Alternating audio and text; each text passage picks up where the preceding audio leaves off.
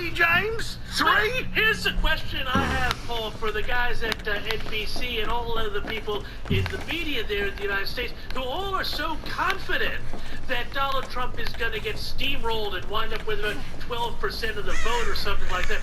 Why, if they are so confident that Joe Biden is going to win, do they need to lie? Why do they need to put on these absolutely Potemkin shows of support for Biden?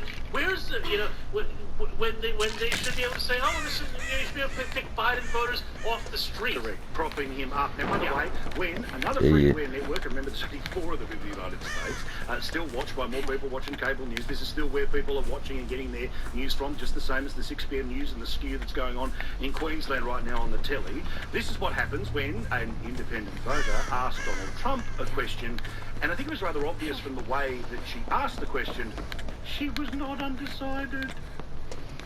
Should pre-existing conditions, which Obamacare brought to fruition, be removed?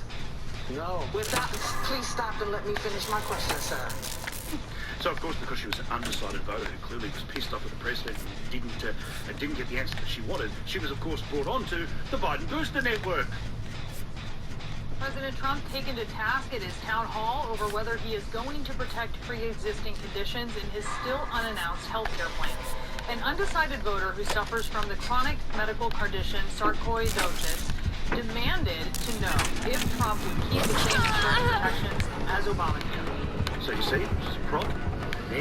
Ooh, you might have that shit where you can see when there's 2 people. Says she's now declared herself to be a Biden supporter, and then because people can go through your social media record, they were able to work out this is what she had said about Trump before she was selected to even get anywhere near the debate stage, where she called him, well, an effing moron, punk, a villain.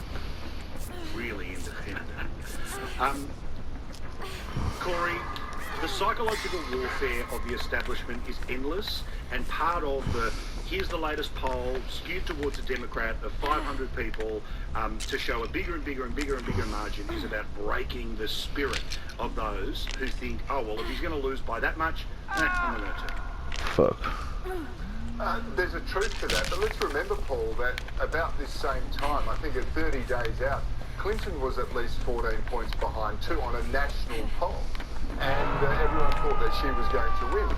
But what you just showed then reminded me of how the ABC treats the Q&A audience, for example. They bring in all these independents who only, all leaning left, ask aggressive questions. Someone's gotta get the fucking save, bro. And it's designed to marginalise the person. I'm getting chased, bro. They surround them with other people who have opposing views, and they make them seem like they're in a tiny minority and somehow they're the devil incarnate.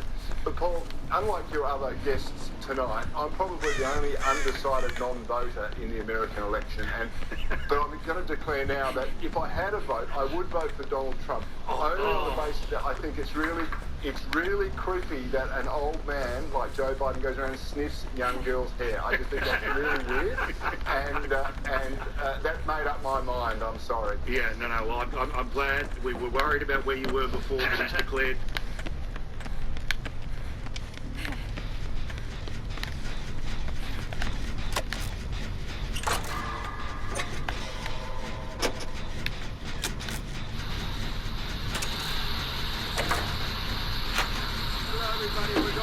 Michigan, Wisconsin, and Minnesota.